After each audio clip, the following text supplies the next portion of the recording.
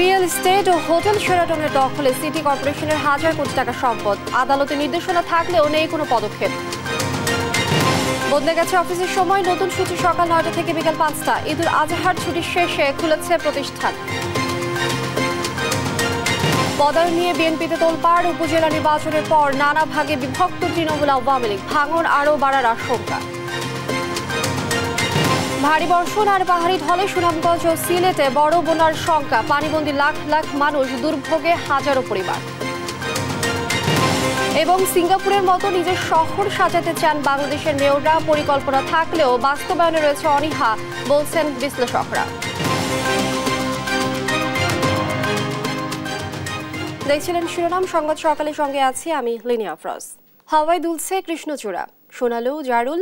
সড়কের পাশ ও বাড়ির আঙিনায় দেখা মিলছে হলুদ সোনালী রঙের আভা। মুগ্ধ খাগড়াছড়িতে বেড়াতে আসা পর্যটক। এ নিয়ে প্রতিবেদন থাকছে সংবাদে।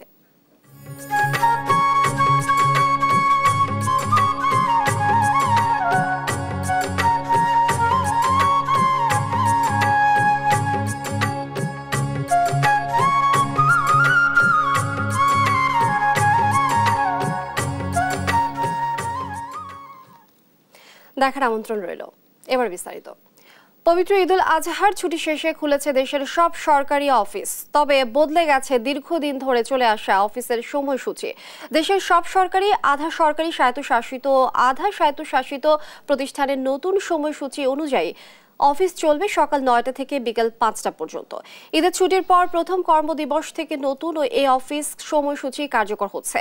চলতি মাসের প্রথম সপ্তাহে মন্ত্রিসভার বৈঠকে অফিসের নতুন এই সময়সূচির সিদ্ধান্ত হয়। এরপর জনপ্রশাসন মন্ত্রণালয়ের পক্ষ থেকে প্রজ্ঞাপনের মাধ্যমে বিষয়টি জানানো হয়। তবে বাংলাদেশ সুপ্রিম কোর্ট এবং ব্যাংক, বিমা ও অন্যান্য আর্থিক প্রতিষ্ঠানের সময়সূচি নিজ নিজ কর্তৃপক্ষ নির্ধারণ করবে।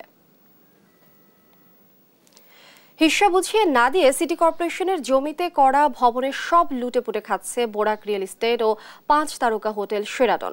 জনস্বার্থে তৃতীয় পক্ষ রিট করে আদালতে নির্দেশনা এনে দিলেও আজও প্রশ্নবিদ্ধ সিটি কর্পোরেশনের পদক্ষেপ। অবৈধভাবে ভবন করে সিটি কর্পোরেশনের হাজার কোটি টাকার সম্পদ দখল নিয়ে এম এ আজিমের ২ পর্বের ধারাবাহিকের আজ দ্বিতীয় ও শেষ পর্ব। ছবি তুলেছেন মারুফ হাসান খান। উচ্চ আদালতের নির্দেশে বাধ্য হয়েই বনানী সুপারমার্কেট ও শেরাটন ভবনের হিস্সা বণ্টন চুক্তি হয় ঢাকা উত্তর সিটি কর্পোরেশন ও বোরাক রিয়েল এস্টেটের মধ্যে। এরপর কেটেছে ৭ মাস। তবে বাস্তবে কি সিটি কর্পোরেশনের অংশ ছেড়ে দিয়েছে বোরাক? জানতে প্রথমেই শেরাটন ভবনে দেশ টিভি টিম। ২৮ তলার এ ভবনের নিচতলায় রয়েছে সিটি কর্পোরেশনের মার্কেটের ব্যানার মাত্র। সেখানে দাঁড়াতেই বাধা শেরাটন নিরাপত্তা কর্মীদের। এমন পরিস্থিতি বলছে ২৮ তলার সম্পূর্ণটাই এখনও শেরাটনের দখলে। এবার গন্তব্য পাশের সুপারমার্কেটে। ৩টি তলায় মিলেছে সিটি কর্পোরেশনের বনানী সুপারমার্কেটের অস্তিত্ব। চতুর্থ তলায় উঠতে গেলেই বাধা বোরাক রিয়েল এস্টেটের নিরাপত্তা কর্মীদের। এটাও কি ডিএনসিসির? এ দুটি ভবনের ২০ তলা সিটি কর্পোরেশনের দখলে থাকার কথা থাকলেও শেরাটন আর বোরাক যে সবটা লুটেপুটে খাচ্ছে তারই বিবৃতি মার্কেট সভাপতির কথায়। হাউজিং করতে গিয়ে সে যখন ১৬ তলা করে ফেলছে আর সিটি কর্পোরেশন খুব ইজি মনে করছে, সে ওই সামনের জায়গাটাও লিজ নিয়ে নিছে, পার্কিংটা আমাদের খালি জায়গাটা ওইখানে সে ৩০ তলা ফাউন্ডেশন ৩০ তলা করে ফেলছে। তাহলে আদালতের নির্দেশনার পরও যে চুক্তি তা কি শুধুই দেখানো? জানতে মেয়রের মুখোমুখি দেশ টিভি। এখনো চিঠির মধ্যেই সীমাবদ্ধ বলে জানান উত্তর সিটি কর্পোরেশনের মেয়র আতিকুল ইসলাম। ৩০ তলা পর্যন্ত যেটা আছে পুরোটাই তাদের ট্যাক্স দিয়ে, তার সাথে আমাদের নেগোসিয়েশন হচ্ছে, তারা আমাদের ভাড়া দেবে। Thank you. উচ্চ আদালতে রিট করে হাজার কোটি টাকার সম্পদ সিটি কর্পোরেশনকে ফিরিয়ে দেওয়ার নির্দেশনা এনে দেওয়ার পরও সিটি কর্পোরেশনের নিতে না চাওয়ার প্রবণতায় হতাশ আইনজীবী। সবকিছু দেওয়ার পর সিটি কর্পোরেশন যদি নিতে গড়িমসি করে না নেয়, তাহলে তো এখন আরেকটা মামলা দুদকে গিয়ে করা লাগে সিটি কর্পোরেশনের বিরুদ্ধে। আপনারা রিপোর্ট করেন, প্রয়োজনে আমরা সিটি কর্পোরেশনের বিরুদ্ধে করব। কারণ সমস্যা হয়েছে কি, এত ২ নাম্বার লোকের দেশে আপনি কাজ করা খুবই টাফ।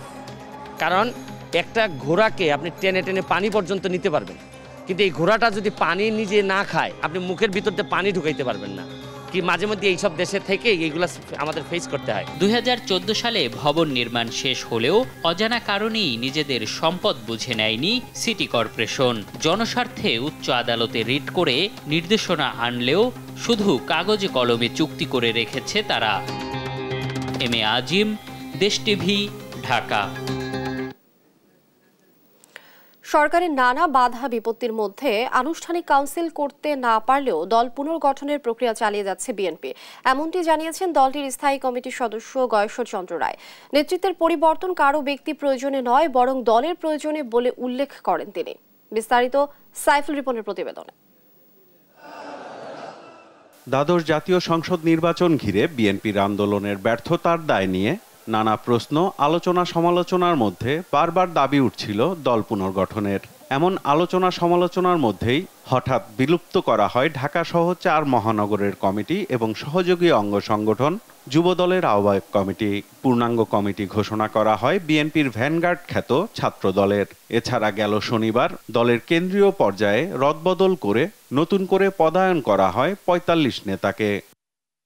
প্রেস বিজ্ঞপ্তির মাধ্যমে দলের কেন্দ্রীয় পর্যায়ে প্রায় অর্ধশত নেতার পদের রদবদলেও জন্ম দিয়েছে নানা আলোচনা সমালোচনার। প্রতিনিয়তই যা ডালপালা ছড়াচ্ছে। প্রশ্ন উঠেছে, এটি কি দল পুনর্গঠনের অংশ নাকি সিদ্ধান্তহীনতার প্রতিফলন? বিএনপি নেতারা বলছেন, সরকারের বাধার কারণেই কাউন্সিল ছাড়াই পুনর্গঠন করতে হচ্ছে দলকে। গঠনতন্ত্রের অর্পিত ক্ষমতা বলেই দলের চেয়ারম্যান যেটা সঠিক মনে করছেন, যাদেরকে দেওয়া দরকার তাদেরকে দিয়েছেন। যারা এসছেন সবই আন্দোলন সংগ্রাম দলের নিবেদিত প্রাণ নেতাকর্মী এবং তারাই এখানে মনোনীত হয়েছে। কয়েকটা ডিস্ট্রিক্টে বোধহয় নাম নাই বা বললাম, যখনই করতে যাই কোনো না কোনো একটা বাধা আসে। তো বাট এটাও আপনার মানে এত তো সত্ত্বেও আমাদের অ্যাক্টিং চেয়ারম্যান সাহেব কিন্তু প্রতিদিনই টাইম দিচ্ছে কোনো না কোনো জায়গায় পূর্ণাঙ্গ কমিটি করার জন্য, এবং নিয়ম নীতি মেনেই উনি কমিটি করতে বলতেছে। সেই নিয়ম নীতি মানাটাই আমাদের জন্য একটা সমস্যা এখন দাঁড়িয়ে গেছে। সামনের দিনে সরকার বিরোধী আন্দোলনকে চাঙ্গা করতে গঠনতন্ত্র মেনেই দলের পুনর্গঠন করা হচ্ছে দাবি বিএনপির এই শীর্ষ নেতার। পরীক্ষকের সাথে আর পরীক্ষার্থীর সাথে তো দ্বন্দ্ব নাই, পার্টির চেয়ারম্যানের সাথে তো কারো দ্বন্দ্ব নাই। তো সুতরাং উনি যখন নাম্বার দেয়, উনিও তো কে কতটুকু লেখছে, কে কতটুকু নাম্বার পাওয়ার যোগ্যতা অর্জন করছে ততটুকুই তো দিচ্ছে। ঢাকা মহানগরীতে ভারপ্রাপ্ত সদস্য সচিব কয়বার পাল্টাইতে হইল? এটা কি ইচ্ছা করে পাল্টাইতে হয়েছে? আমাকে বাধ্য করছে। তো সুতরাং এটা কাউন্সিল হওয়া যে পরিবেশ, সেটা রাজনৈতিক পরিবেশ। আমি আন্দোলনের কথা বাদ দিলাম, আমি বড় বড় বিক্ষোভ মিছিলের কথা বাদ দিলাম, বাট আমি যে আমার একটা জেলায় একটা অনুষ্ঠান করবো, সবাই ডাকবো, আমি একটা কাউন্সিল করবো, তার জন্য আমার পুলিশের অনুমতি লাগবে। পুলিশ অনুমতি না দিলে আমি করতে পারবো না। তো এখন তাহলে আমাকে কী করতে হবে? আমার বিকল্প পথ তৈরি করতে হবে, ঠিক কিনা? যে কোনো সুবিধা মতো সময়ে দলের আনুষ্ঠানিক কাউন্সিলের বিষয়টিও বিবেচনায় আছে বলে জানান গয়েশ্বর চন্দ্র রায়। কাউন্সিল হবে, কাউন্সিল হতেই হবে, আমাদের নিয়মেই আছে কাউন্সিল হবে, কিন্তু আমরা কাউন্সিলের সেই পরিবেশটা অপেক্ষায় আছি। সাইফুল রিপন, দেশ টিভি, ঢাকা। সদ্য শেষ হওয়া উপজেলা পরিষদ নির্বাচন সংঘাতমুক্ত হওয়াকে রাজনৈতিক অর্জন হিসেবে দেখছে ক্ষমতাসীন আওয়ামী লীগ। তারা বলছেন, বিএনপি না আসায় তৃণমূলে আওয়ামী লীগের জনপ্রিয় নেতারা সামনে এসেছে। তবে স্বতন্ত্র প্রার্থী উন্মুক্ত রেখে নির্বাচনের ফলে দলে অন্তর্দ্বন্দ্ব বিভাজন আরও প্রকট হয়েছে বলে মনে করছেন অনেকে। জানান, এ কোন্দল নিরসনই এখন লক্ষ্য। জয় যাদবের রিপোর্ট। গেল 5 জুন শেষ হয়েছে ষষ্ঠ উপজেলা পরিষদ নির্বাচন। দলীয় প্রতীকবিহীন, বিএনপিবিহীন একচেটিয়া এই নির্বাচনে জাতীয় নির্বাচনের মতোই দলের স্বতন্ত্র প্রার্থী উন্মুক্ত রেখেছিল আওয়ামী লীগ। ফলে প্রতিদ্বন্দ্বিতা হয়েছে নিজেদের মধ্যেই। জয় পরাজয় দুটোই আওয়ামী লীগের ঘরে। নেতারা বলছেন, বিএনপি অংশ না নেওয়ায় রাজনৈতিকভাবে এর বিকল্প ছিল না। তবে এবারের উপজেলা নির্বাচনের পরিবেশ অতীতের যে কোনো সময়ের তুলনায় ছিল সহিংসতামুক্ত। ভোট নিয়ে প্রশ্ন তোলার অবকাশ নেই বিরোধী দলগুলোর। মানুষকে আমরা ভোটমুখী করতে পেরেছি, ভোট কেন্দ্রমুখী করতে পেরেছি। এই নির্বাচন প্রক্রিয়ার মধ্য দিয়ে যা হয়েছে, এটি যোগ্য নেতৃত্ব বেরিয়ে এসছে, যে নেতৃত্ব আগামী দিনে একটি দীর্ঘ সময় দেশকে নেতৃত্ব দেবেন। উপজেলা নির্বাচনের ভিত্তিতে রাজনৈতিক সফলতা হলো শান্তিপূর্ণ নির্বাচন, সুষ্ঠু নির্বাচন যে করা যায় সেটা প্রমাণিত হয়েছে। এখানে রক্তক্ষয় হয়নি, এখানে মানে সারা দেশব্যাপী খুনাখুনি, মারামারি অথবা আতঙ্ক সৃষ্টি করা হয়নি, এখানে ভোট লুট হয়নি। জাতীয় নির্বাচনের পর উপজেলাতেও স্বতন্ত্র প্রার্থী রেখে এককভাবে নির্বাচন করাতে যে সংগঠনের ক্ষতি হয়েছে সেটা স্বীকার করছেন আওয়ামী লীগ নেতারা। তারা বলেন, কোন দল বাড়লেও পরিস্থিতি বিবেচনায় রাজনীতির বৃহত্তর স্বার্থে সভাপতি শেখ হাসিনার বার্তাটি নেতাকর্মীরা ঠিকই বুঝবেন, ঐক্যবদ্ধ থাকবেন। আমাদের অভ্যন্তরীণ কিছুটা ক্ষতি হয়ে গেছে, আমাদের নিজেদের মধ্যে কিছু দ্বিধা বিভক্তি হয়েছে, নিজেদের মধ্যে অভ্যন্তরীণ কুন্দল দেখা দিছে। এইগুলা আমরা নেত্রী পর্যন্ত 2 বার তৃণমূল পর্যায়ের নেতাদের নিয়ে তিনি কথা বলেছেন এবং আস্তে আস্তে যত সময় যাচ্ছে আস্তে আস্তে ব্যাপারটা ঠান্ডা হয়ে যাচ্ছে। দলের একাধিক নেতাদের মধ্যে বিভাজন বেড়েছে, কর্মীদের মধ্যে বিভাজন বেড়েছে, এটা অস্বীকার করবার কোনো কারণ নেই। এবং আওয়ামী লীগের নেতা একজন, বঙ্গবন্ধু কন্যা শেখ হাসিনা, এই যে আদর্শ এবং আপনার নেতৃত্বের প্রতি আস্থা, এটি দিয়েই আমরা আবার যে সাম্প্রতিক যে বিভাজনটি হয়েছে এই বিভাজনটি আমরা উত্তরণ করতে পারবো। আওয়ামী লীগ নেতাদের দাবি, নির্বাচনে না এসে ভোট বর্জনের ডাক দিয়ে রাজনীতির মাঠে আওয়ামী লীগকে বেকায়দায় ফেলতে বিএনপির চেষ্টা সফল হয়নি এবারের উপজেলা পরিষদ নির্বাচনে। নির্বাচনে না এসে বিএনপি নামক কোনো দলের অস্তিত্ব বাড়ছে বা তারা এই কোনো লাভবান হয়েছে এটি মনে করবার কোনো কারণই নাই। জয় যাদব, দেশ টিভি, ঢাকা। ভারী বর্ষণ আর পাহাড়ি ঢলে সুনামগঞ্জ শহরের বেশিরভাগ এলাকা তলিয়ে গেছে। এতে জলাবদ্ধতার কবলে পড়েছেন শহরবাসী। নিচু এলাকার অনেক বাড়িঘর ও ব্যবসা প্রতিষ্ঠানে ঢুকে পড়েছে পানি। চরম দুর্ভোগে পড়েছেন হাজারো পরিবার। এ নিয়ে বিস্তারিত জানাতে যুক্ত হচ্ছেন সহকর্মী মেহেদি হাসান।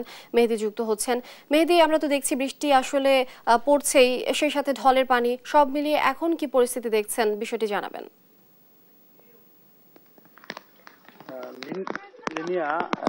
আজকে সকাল থেকে কিন্তু আবারও ভারী বৃষ্টিপাত হচ্ছে, যেটি সুনামগঞ্জের জন্য ভয়ের কারণ। তবে একটি আশাজনক খবর ছিল, গত 24 ঘন্টায় সুনামগঞ্জে সুরমা নদীর পানি কমেছে, প্রায় 28 সেন্টিমিটার পানি কমে এখনো পর্যন্ত বিপদ সীমার 40 সেন্টিমিটার উপর দিয়ে প্রবাহিত হচ্ছে। আপনি দেখতে পাচ্ছেন, আমি এই মুহূর্তে আছি সুনামগঞ্জের উত্তর আরপিনগর এলাকায়। এখানটাতেও কিছুটা পানি কমেছে, তবে এই দিক দিয়ে পানি কমলেও হাওর এলাকায় কিন্তু পানি বৃদ্ধি পাচ্ছে এবং হাওরের পানি বৃদ্ধি পেয়ে লোকালয়ে প্রবেশ করছে। নতুন করে নতুন পাড়া, শান্তিবাগ, হাজিপাড়া, পশ্চিম হাজিপাড়া সহ বেশ কয়েকটি এলাকা পৌর শহরের প্লাবিত হওয়ার খবর আমরা ইতিমধ্যে পেয়েছি।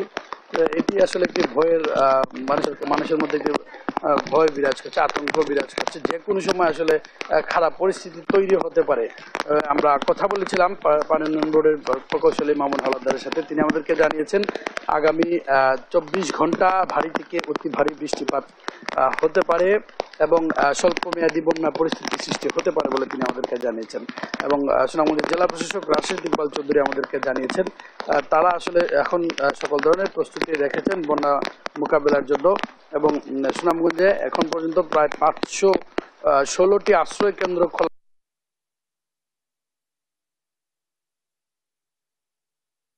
এবং তিনি আমাদেরকে জানিয়েছেন তারা যথেষ্ট পরিমাণ শুকনো খাবার মজুদ রেখেছেন। তো সব মিলিয়ে আসলে সুনামগঞ্জের এখন খবর হচ্ছে, ভারতের চেরাপুঞ্জিতে যদি বৃষ্টিপাত হয় এবং সুনামগঞ্জে যদি বৃষ্টিপাত হয় তাহলে বন্যার পরিস্থিতি আরো অবনতি হবে। লিনিয়া। মেহেদি, অসংখ্য ধন্যবাদ আপনাকে। দর্শক, সুনামগঞ্জে ভারী বর্ষণ ও পাহাড়ি ঢলে বেশিরভাগ এলাকায় তলিয়ে গেছে, এই বিষয়ে বিস্তারিত জানাচ্ছিলেন সহকর্মী মেহেদি।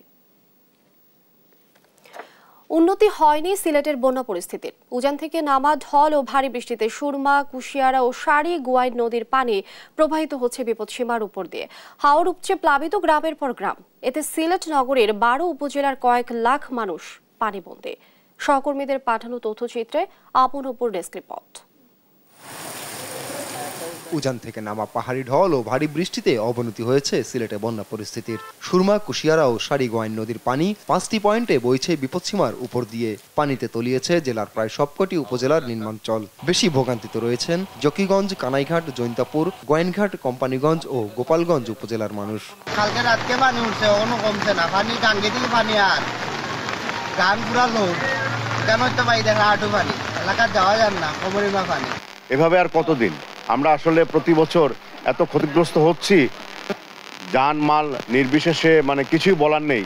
পানিতে ডুবেছে সিলেট শহরও। বাতিল করা হয়েছে সিটি কর্পোরেশনের সব কর্মকর্তা ও কর্মচারীর ছুটি। পানিতে নিমজ্জিত এলাকা ও আশ্রয়কেন্দ্র পরিদর্শন শেষে সিটি মেয়র জানিয়েছেন প্রয়োজনে সেনাবাহিনীর সহযোগিতা নেওয়ার কথা। সমস্ত কাউন্সিলররা ছুটি বাতিল করে আমরা 7টায় আজকে রাত থেকে কন্টিনিউয়াসলি আমরা থাকবো, অ্যালার্ট থাকবো এবং আমাদের কমান্ড সেন্টার আমরা ওপেন করে দিচ্ছি প্রোটেক্ট করার জন্য।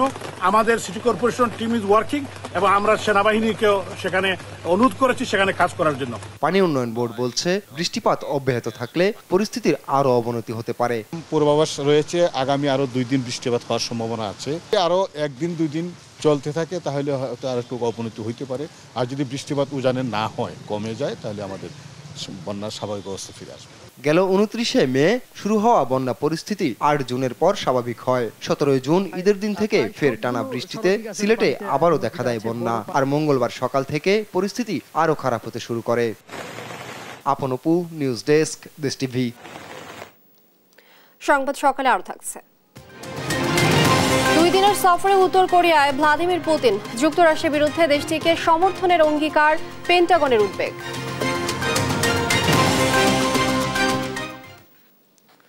ইচ্ছে থাকলেই সম্ভব একটি শহরকে সুন্দর এবং বসবাসের উপযোগী করা।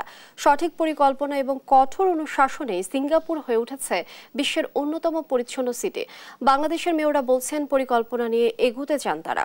আর নগর পরিকল্পনাবিদরা বলছেন পরিকল্পনা থাকলেও বাস্তবায়নে রয়েছে অনীহা। সিঙ্গাপুর থেকে ফিরে এসে তৌফিক মাহমুদ মোনার রিপোর্ট।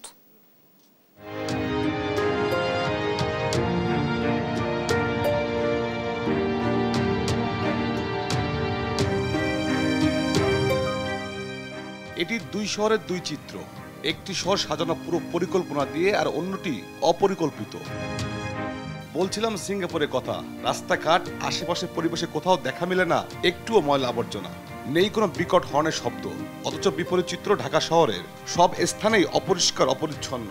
আর হর্ন ছাড়া এ শহর যেন একদমই অচল। শুধু শহরই না, শহরের মানুষেরা নিয়মের প্রতি শ্রদ্ধাশীল। যত্রতত্র ময়লা ফেলছে না কেউই।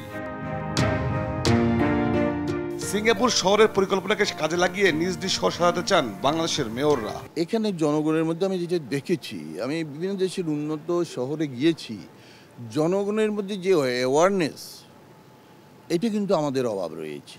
আগে থেকে মাস্টার প্ল্যান ছিল না, এলোপাথারিভাবে বাড়িঘর এবং রাস্তাঘাট হয়েছে। ড্রেনের ব্যবস্থা আমাদের জন্য খুবই খারাপ এবং আমাদের পরিবেশগত দিক দেখছেন আপনারা, আমাদের হিট বেশি হয়ে গেছিলো, গরম হয়ে গেছিল এবং পরবর্তীতে আবার ঝড় তুফান, সব মিলে আমরা একটা ঝুঁকিতে আছি বাংলাদেশের মানুষ। দীর্ঘদিন ধরে অপরিকল্পিত নগরায়ন হয়েছে। যেভাবে যা মনে হয়েছে সেভাবে হয়ে গেছে মানুষের একটি চাহিদার প্রেক্ষিতে। এখন সেটাকে নতুন করে পরিকল্পনার আওতায় আনা এটা অত্যন্ত দুরূহ এবং কঠিন।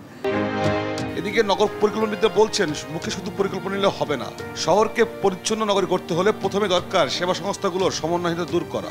নগর পরিচালনা করার যে সরকার, তারাতে নগরের যে 11টা মন্ত্রণালয়ের 54টি সংস্থায় নগরকে বিকশিত নিকশিত করে, তার অধিকাংশের উপর তার কোনো নিয়ন্ত্রণ নাই। নগরের যে সরকার, সেই মেয়র, কাউন্সিলর এবং তাদের অধীনস্থ কর্মকর্তা কর্মচারীর হাতে নিয়ন্ত্রণ খুবই কম। ফলে এই দ্বৈত নিয়ন্ত্রণ ব্যবস্থার মধ্যে এই নগরী সাংঘাতিকভাবে এক অচলায়তনের মধ্যে চলছে। তবে সদিচ্ছা থাকলে যে কোনো শহরকে পরিকল্পনা মাফিক গুছিয়ে তোলা সম্ভব বলে মনে করেন নগরের এই পরিকল্পনাবিদরা। তৌফিক মাহমুদ মুন্না, দেশ টিভি, ঢাকা। সরকারের বেঁধে দেওয়া চামড়ার দামের কোনো প্রভাব নেই বাজারে, বরং আড়তদার এবং সিন্ডিকেটের ইচ্ছাতেই ক্রয় বিক্রয় হচ্ছে চামড়া। মালিকদের দাবি, ইউরোপ সহ অন্যান্য দেশে বাংলাদেশি চামড়ার চাহিদা কম থাকায় কমেছে দাম। হেমায়তপুর থেকে ফিরে বিস্তারিত জানাচ্ছেন মাজহারুল ইসলাম। ঈদকে কেন্দ্র করে দেশের বাজারে জুতার দাম বাড়লেও বিপরীত চিত্র চামড়ার মূল্যে। পানির দামে চামড়া সংগ্রহ করছেন ট্যানারি মালিকরা। ঈদের আগে সরকার মালিকদের সাথে আলোচনা করে প্রতি বর্গফুট চামড়ার দাম 5 টাকা বৃদ্ধি করে 55 থেকে 60 টাকা করলেও সরকারের সেই সিদ্ধান্তকে বৃদ্ধাঙ্গুলি দেখিয়ে নিজেদের মতো করে চামড়া কিনছেন তারা। কারণ হিসাবে কেমিক্যাল সহ চামড়া শিল্পের সাথে জড়িত নানা দ্রব্যের দাম বৃদ্ধিকে দুষছেন। ইউরোপিয়ান ইউনিয়নরা আসছে আমাদের এখান থেকে চামড়া নিত, এখন একমাত্র চায়না ছাড়া আমাদের আর কোনো বায়ার নাই। আর ওরা আমাদের এখানে আসে সিন্ডিকেট করে মাল নেয়, মালের দাম দেয় ধরেন 80 সেন্ট, ওদের টার্গেট হলে ওরা 50 সেন্টে মাল নেবে। একজনে বাদ দিয়ে যায়, আরেকজনে নিয়ে যায়, তাতে আমরা বিক্রি করি, উভয়ে লসের মাধ্যমে আছে। কেমিক্যাল আছে কিন্তু বলছে যে নাই, এটা মজুত করে রাখা অন্যত্র। যখন দাম বাড়িয়ে দেওয়া তখন বলে যে 5 ব্যাগ 10 ব্যাগ দেবো, তাও অন্যখান থেকে আমি এনে দেবো, আমার কাছে নাই। কিন্তু অথচ তার কাছেই আছে, সে এগুলি লঘুচুরি করছে আমাদের কাছে। ধর্মীয় বিধান মতে চামড়ার প্রধান হকদার এতিম, মিসকিন এবং দরিদ্র প্রান্তিক মানুষেরা। দাম না বাড়ায় তারা প্রাপ্য হক থেকে বঞ্চিত হচ্ছেন। বাংলাদেশের অসহায় যে দরিদ্র মানুষগুলো যে চামড়া থেকে একটু বেনিফিট পায়, ওই বেনিফিটটাকে ধ্বংস করার জন্য মূলত এই সিন্ডিকেটটা করছে। এটা ব্যবসায়ীরা সিন্ডিকেটের কারণে মাদ্রাসা এটার দাম পাইতেছে না পাওয়ার কারণে মাদ্রাসাওয়ালারা জিম্মি। চামড়া নিয়ে কোনো অসাধু ব্যবসায়ী সিন্ডিকেট করলে তার বিরুদ্ধে সরকার কঠোর ব্যবস্থা নেওয়ার হুঁশিয়ারি দিলেও তার কার্যক্রম দেখা যায়নি মাঠে। সকালে শিল্প মন্ত্রণালয়ের সচিব সাভারের বিসিক শিল্পনগরী পরিদর্শনে গিয়ে ট্যানারি মালিকদের অব্যবস্থাপনা নিয়ে বলেন, এখানে যেসব কেমিক্যালসগুলো আগে ইউজ করা কম হতো বা করা যায় নাই, সেগুলোকে করা, অনেকগুলো মেশিনারিজ নষ্ট হয়ে গেছিল, সেগুলোকে আবার রেট্রোফিট করা, এইগুলো সমস্ত কিছু সচল করা হয়েছে। 3টা টার্মে আমরা হয়তো এটাকে ফেজ বাই ফেজ অ্যাড্রেস করতে পারবো। প্রতি বছরই ডেভেলপ হবে, বাট রাতারাতি সম্ভব না। ঢাকার চামড়ার কিন্তু প্রকৃত দাম পাওয়া গেছে। ঢাকার বাইরের যে চামড়াটা, সেই চামড়াটা আপনার রাত্রি 10টার পরে যে ট্রাকগুলো ঢুকেছে সেটার কিন্তু মানের বিষয় থেকে যায়, সেখানে কিন্তু যে প্রকৃত দামের কথা বলা হয় সেটা তো দাম পাবে না। এদিকে ট্যানারি শ্রমিকরা চামড়ার প্রক্রিয়াজাতকরণে ব্যস্ত সময় পার করছেন। অভিযোগ আছে চামড়ার প্রক্রিয়াজাতকরণের পদ্ধতি নিয়েও। গত 1 দশকে জুতাসহ সব ধরনের চামড়াজাত পণ্যের দাম বাড়লেও নানা অজুহাতে কমেছে চামড়ার মূল্য। দফায় দফায় বৈঠক করে সরকার চামড়ার মূল্য নির্ধারণ করে দিলেও তার কোনো প্রভাব নেই চামড়ার বাজারে। ট্যানারি মালিক আর সিন্ডিকেট চক্রের কাছেই জনজিম্মি দেশের চামড়ার বাজার। সাভারের হেমায়তপুর থেকে মাজহারুল ইসলাম, দেশ টিভি, ঢাকা। সংবাদ সকালে আরো যা থাকছে। আজ শুরু টি-20 বিশ্বকাপের সুপার 8 রোমাঞ্চ। সাউথ আফ্রিকাকে চমকে দিতে চায় স্বাগতিক যুক্তরাষ্ট্র।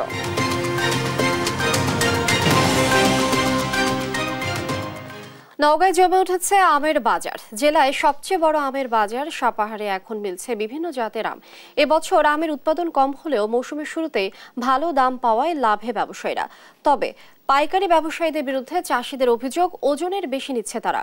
সহকর্মী কাজী কামাল হোসেনের তথ্যচিত্রে জানাচ্ছেন দিবাশ্রী বড়ুয়া। ক্রেতা বিক্রেতাদের হাক ডাকে জমে উঠেছে নওগাঁর সবচেয়ে বড় সাপাহার আমের হাট। এর মধ্যে বাজারে উঠেছে ল্যাংড়া, হিমসাগর, গোপালভোগ ও নাগফজলি আম। গোপালভোগ আম বিক্রি হচ্ছে 2000 থেকে 2600 টাকা মন। এছাড়াও ল্যাংড়া 2800 থেকে 3000 টাকা, হিমসাগর 3000 থেকে 3500 টাকা আর নাগফজলি 2200 থেকে 2400 টাকা মন দরে।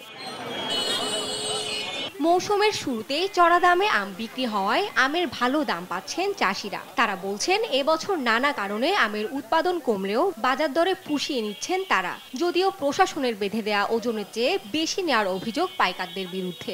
আম কম ধরেছে কিন্তু কালার ভালো, দাম বেশি, এ কারণে বাগানিরা আর কি অনেক লাভবান হচ্ছে। শুনতেছি 45, অথচ নিচ্ছে 52 কেজি। ফলন কম, তারপরও দামও পাইতেছি না, তারপরও মনে 52 কেজির মন, তারপরে 53 পড়ে যাচ্ছে, আমাদের লাভবান হতে পারি না ভাই। তবে জেলার বাজারে আমের দাম চড়া হওয়ায় কিনতে এসে হিমশিম অবস্থায় পড়তে হচ্ছে বলে অভিযোগ বাইরে থেকে আসা ব্যবসায়ীদের। মনে 2000-2500 টাকা আমের দাম বেশি মনে এবছর, কিন্তু আমরা বিক্রি করতে খুব ঝামেলা হইতেছে। সবকিছু মিলে এবারে আমের দামটা অত্যন্ত বেশি এবং বাজারে চড়া মূল্য দিয়ে আমটা কিনতে হচ্ছে। শুধুমাত্র ব্যবসাটা রানিং অবস্থা চলছে, ঈদের পর থেকে জমজমাট হবে আর কি। প্রশাসনের বেঁধে দেওয়া ওজনের চেয়ে কেউ বেশি আম নিলে তাদের বিরুদ্ধে ব্যবস্থা নেওয়ার কথা জানান জেলা প্রশাসক। কোনো আড়তদার বা পাইকারি ব্যবসায়ী বা আমের যে কোনো ব্যবসায়ী যদি কৃষকের কাছ থেকে জোরপূর্বক এই বেঁধে দেওয়ার ওজনের বেশি আম নেয়, তাহলে আমরা মোবাইল কোর্ট করব এবং ব্যবসায়ীদেরকে শাস্তি দেব।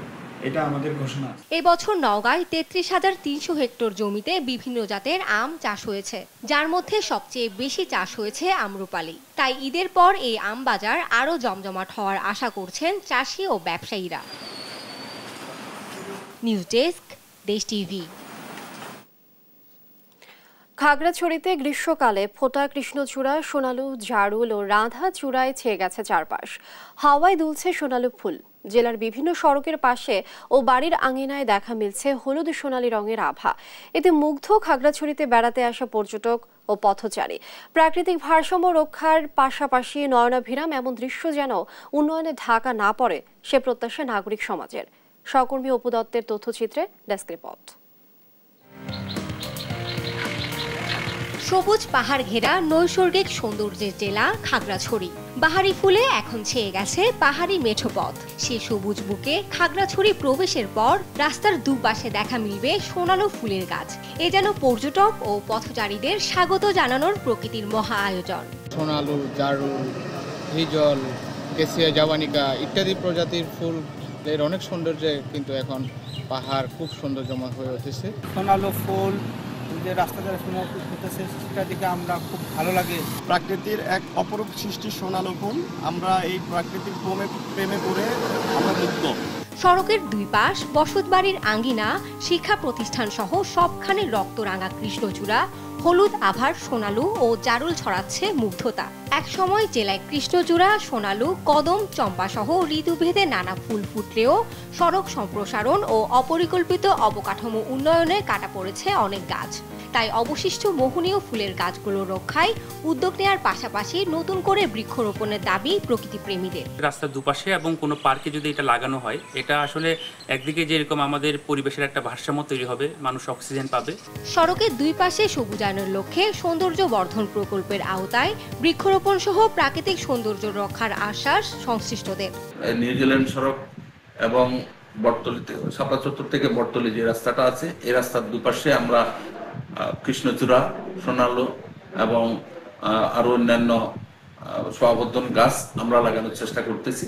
আমরা বন বিভাগের পক্ষ থেকে আমাদের বরাদ্দ প্রাপ্তি সাপেক্ষে আমরা এই যে পর্যটন এলাকার রাস্তাগুলোতে দুই পাশে আমরা এই ধরনের সৌন্দর্যবর্ধক চারা দিয়ে আমরা বনায়ন করার পরিকল্পনা আছে। আয়বর্ধক বৃক্ষের প্রতি গুরুত্ব দেয়ায় বিগত এক দশক ধরে সরকারিভাবে কৃষ্ণচূড়া, জারুল ও সোনালী সহ সৌন্দর্য বর্ধন গাছের চারা রোপণ বন্ধ হয়েছে। তবে এবারের বর্ষায় সড়কের পাশে 20,000 গাছ লাগানোর পরিকল্পনা রয়েছে সড়ক বিভাগের। নিউজ ডেস্ক, দেশ টিভি।